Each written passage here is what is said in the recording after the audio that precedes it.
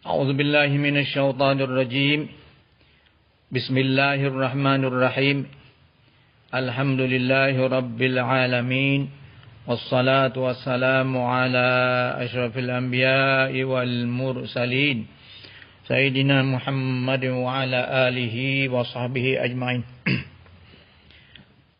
Selamat petang dan selamat berbuka puasa di petang ni. Nah, insya-Allah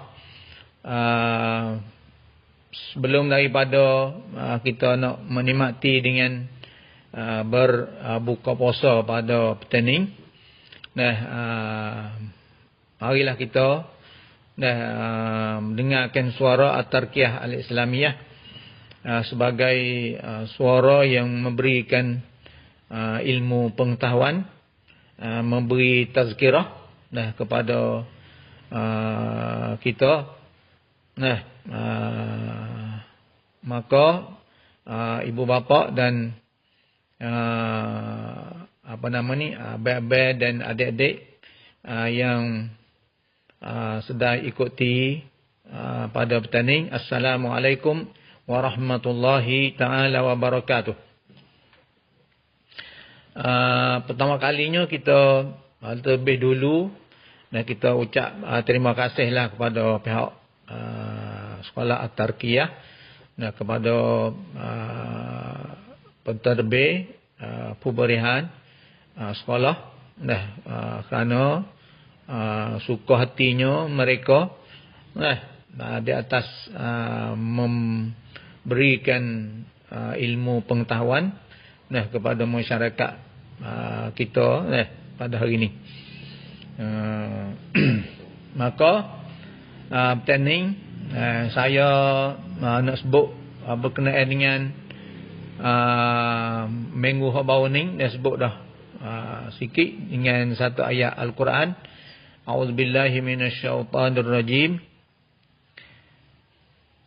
Bismillahirrahmanirrahim. Syahrul Ramadan alladzi unzila fihi al-Qur'anu hudan lin-nasi wa bayyinatin minal huda wal furqan. Al-ayah. Hingga akhir ayat. Artinya bulan Ramadan itu adalah allazi unzila fihi al-Qur'an, adalah bulan yang diturunkan Al-Quran. Hudan linnas, sebagai memberi petunjukan jalan yang betul, linnas kepada manusia. Wa bayyinatin minal huda wal furqan, dan juga Al-Quran memberi kenyataan daripada pertunjukan yang betul, wal furqan, dan memberi kenyataan berkenaan dengan perkara yang betul dan perkara yang salah. Jadi dengan ayat ini menunjukkan bahawa Al-Quran ni adalah kitab yang kitab yang penting, kitab yang diberikan oleh Allah Subhanahu Wa Taala sebagai kalam Allah, sebagai kalam Allah yang memberikan kepada kita dengan melalui Rasul, melalui Nabi Rasul Muhammad sallallahu alaihi wasallam, supaya nak menghijazkan manusia saat itu dah hidup dengan baik. Dia tak kiralah peribadi masing-masing ataupun dalam masyarakat umum, masyarakat ramai. Semua tu adalah disebutkan dalam Al-Quran, memberikan cara kita hidup, Cara kita nak hidup 24 jam ni, tak kira cara peribadi kita, tak kira dengan orang umum, semuanya disebutkan dalam Quran, diaturkan oleh Al-Quran, dah cukup siap. Tu. Kerana apa ni? Kerana Al-Quran mari daripada Allah Subhanahu Wa Taala.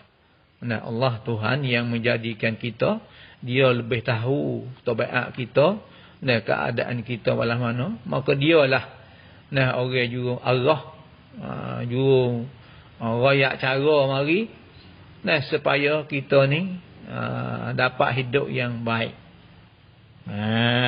Dah dapat hidup yang baik, sama ada hidup atas dunia lah ni, ataupun kita hidup di akhirat nanti.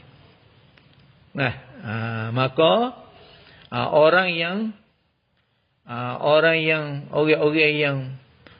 beriman kepada Al-Quran, orang yang menggunakan cara hidup dia dengan Al-Quran, maka itu orang yang lebih tenang. Orang lebih hidup yang paling baik. Hidup tak serabut. Bila kita pergi dengan Quran, hidup kita ni jadi tak serabut. Kuamdan tu tak ada naik mana kuamdan. Sebagaimana yang sebut dalam Al-Quran, alladzina a'udzubillahi minasyaitonirrajim, bismillahirrahmanirrahim, alladzina amanu wa tatma'innu qulubuhum bizikrillah, ala bizikrillahi tatma'innul qulub.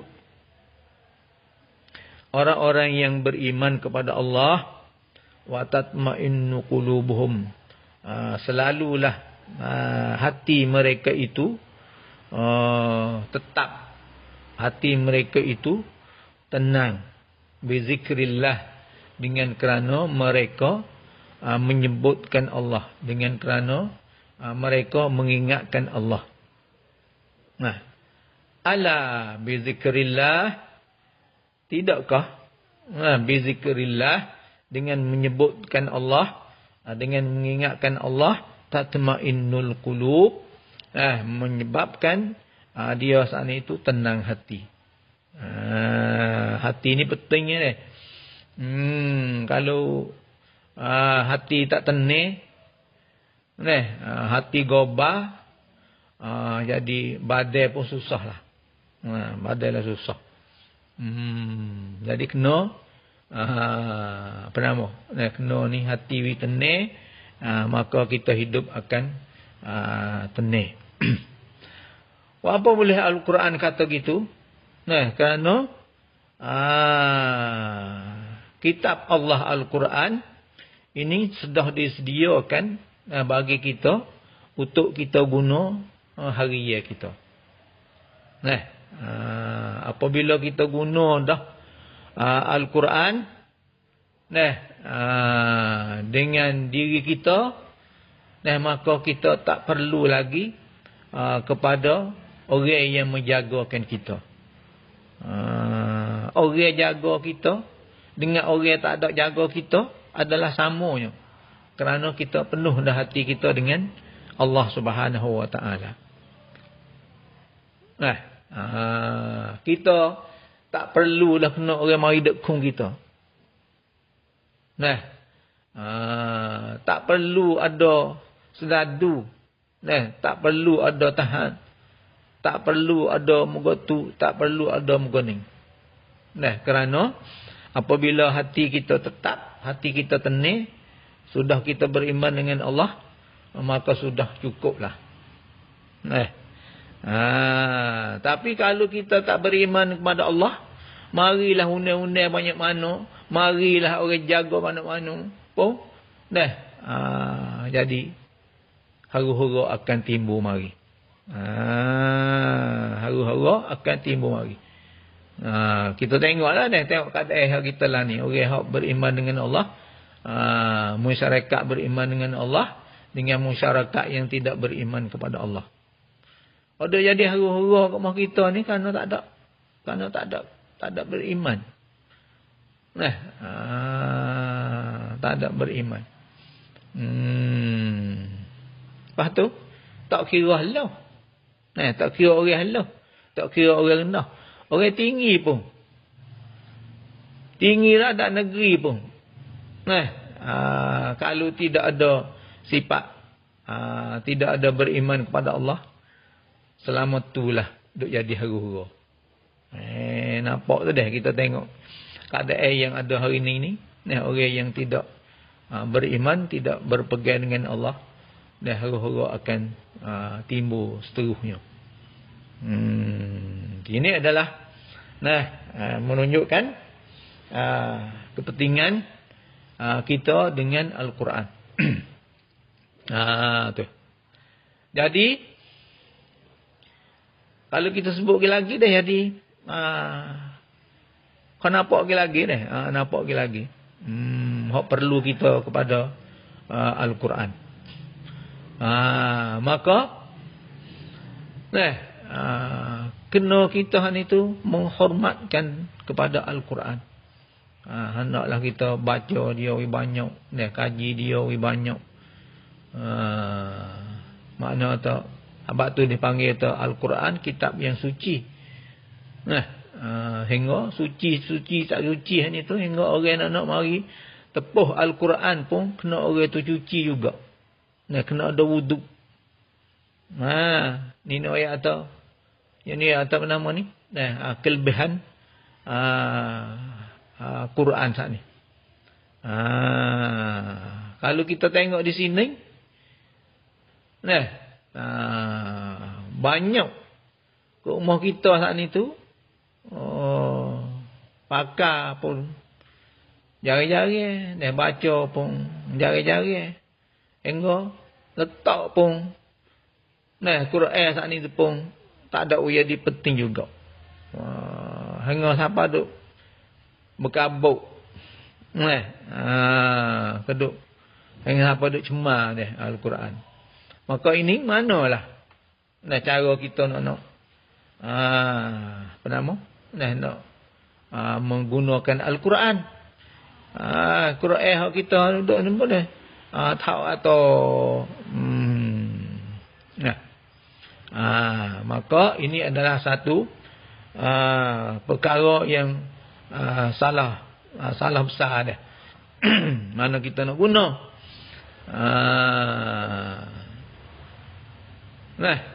Tu. Jadi sucinya Al-Quran, lebihnya Al-Quran, baca dia pun tak serupa dengan kita baca surat muka lain dah. Tu dah, surat muka lain. Kita baca surat muka lain lah daripada Al-Quran. Biasa yang kita baca dah. Tapi nak ayat atau kelebihan Al-Quran ni, dan kita baca Al-Quran ni, dihitungkan Allah akan bagi balasan lain pula. Balasan lain pula dah. Beri kelebihan. Orang baca pun tak ada guna lagi, tapi baca. Sebut. Baca Al-Quran pun balasan yang Allah bagi tu banyak dah. Apatah lagi kita kalau guna cara yang disebut dalam Al-Quran. Baca apa? Harga yang Allah bagi tu tak serupa dengan baca surat lain. Sebagaimana hadis ada sebut. Hadis Rasulullah sallallahu alaihi wasallam qala, berkata, man qara'a harfan min kitabillah falahu bihi hasanatun wal hasanatu bi asyri amsalha la aqulu alif lam mim harfun walakin alifun harfun lamun wa lamun harfun wa mimun harfun. Man, siapa yang baca satu huruf daripada kitab Allah Al-Quran, falahu, maka baginya, boleh baginya, bagi